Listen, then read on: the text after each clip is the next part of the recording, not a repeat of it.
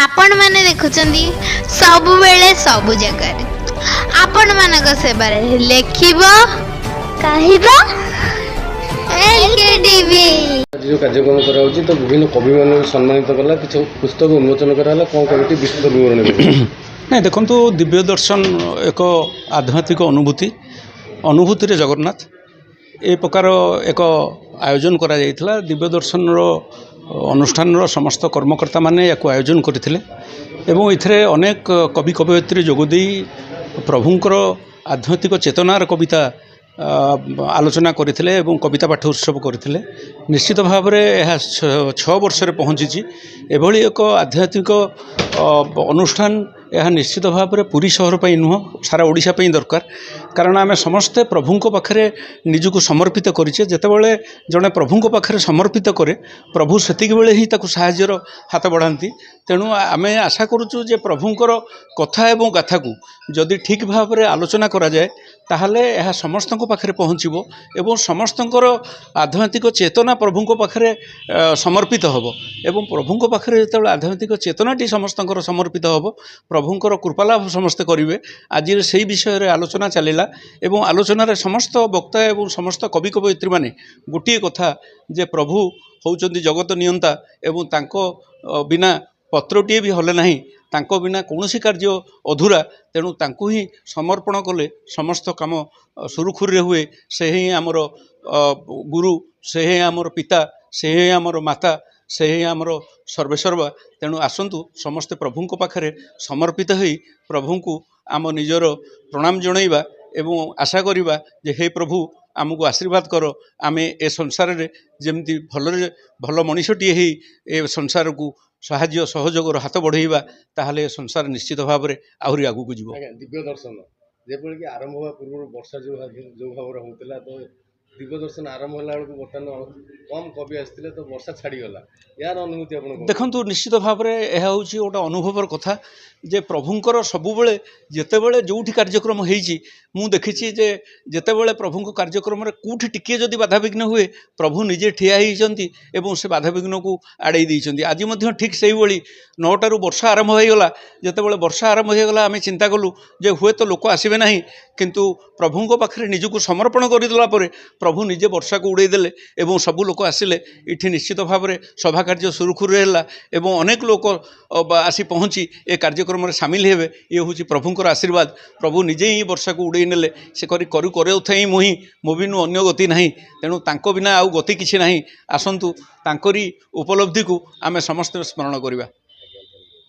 प्रभासिनी मिश्र संपादिका दिव्य दर्शन पुरी आमर दिव्य दर्शन आप प्रथम कार्यक्रम करें वर्षा जो बड़ी है तो वर्षा प्रोग्राम से सुंदर अनुभूति तो ये दिव्य कथा दिव्य दर्शन कथा वर्षा एत जोरे काचुला काली भी एत जोरे वर्षा होता मु क्या व्यक्तिगत भाव में फोन करनी केवल मोर कार्ड पाई कार्ड देखिक सब परी आज पूरा भरपूर हॉल पूरा भरपूर समस्ते आसी पहुँची आ ईश्वर कृपार शीतई जाऊँगी से सब अनुभवर कथा ईश्वर कृपार जे आज वर्षा भी नहीं आ केन्दुझर ढेंकानाल माने आमर विभिन्न डिस्ट्रिक्ट आसटा राज्यस्तरीय प्रोग्राम सब हुए किंतु आज मत गोटे विराट बड़ अनुभूति जे अनुभव ये तो अनुभव वर्णना करें कहीं अवर्णनीय तथापि से ईश्वरंकर मु गान करुँच ईश्वर को धन्यवाद दूसरी कृतज्ञता जनाऊँगी जे एत वर्षा सते एत बाटर केन्दुझर ढेंकानाल आमर ब्रह्मपुर नयागढ़ सबुठू आसी आध्यात्मिक चेतनावादी सब मनीष मैंने आमर गोटे कथा मुझे आमर ये जो दिव्य दर्शन पत्रिका बा दिव्य दर्शन संस्थान मुख्य उद्देश्य जे समाज केमती शृंखलित भाव में गति कर विशृंखलित आड़ को अग्रसर होची जे आमर यही मानव जी श्रेष्ठ जीव ईश्वर सृष्टि रे सी केमिति सही जो आमको स्रष्टा सृष्टि करें से कम निर्देश अनुसार करवा नम्रता बोध रखा तो ये जो हिंसा देश ये सब दूरे टिके न्याय पथरे जावा आमको देखी आम पीढ़ी माने आम पर पीढ़ी माने प्रेरणा पाइबे। शहे ना भी गोटे जोड़े गोटे दुईटी जदि मानव से मनीषरू मानव हे तेबे ଅନୁସରଣ କରି ନିଶ୍ଚିନ୍ତ ଆଉ 5 ଆଉ 10 ହେବେ। ଏଇ ଆମର ମୁଖ୍ୟ ଉଦ୍ଦେଶ୍ୟ ଯେ ସମାଜ ଶୃଙ୍ଖଳିତ ରହୁ, ଆଧ୍ୟାତ୍ମିକ ଚେତନା ସମସ୍ତଙ୍କ ମନରେ ଜାଗ୍ରତ ହେଉ, ଆଉ ଆମର ଏଇ ଦିବ୍ୟ ଦର୍ଶନର ଯେଉଁ ମୁଖ୍ୟ ଉଦ୍ଦେଶ୍ୟ ପୂରଣ ହେଉ।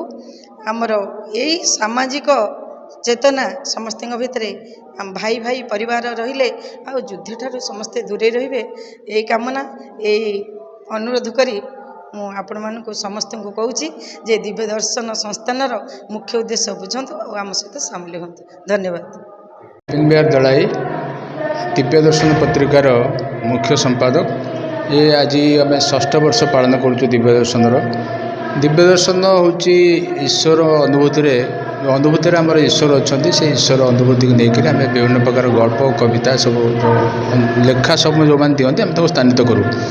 ପ୍ରଥମ ବର୍ଷଠୁ ଆଜି 6ଠ ବର୍ଷରେ ପହଞ୍ଚିଛି, ଯେଉଁଥିରେ କଳେବର ବୃଦ୍ଧି ହେଇଛି।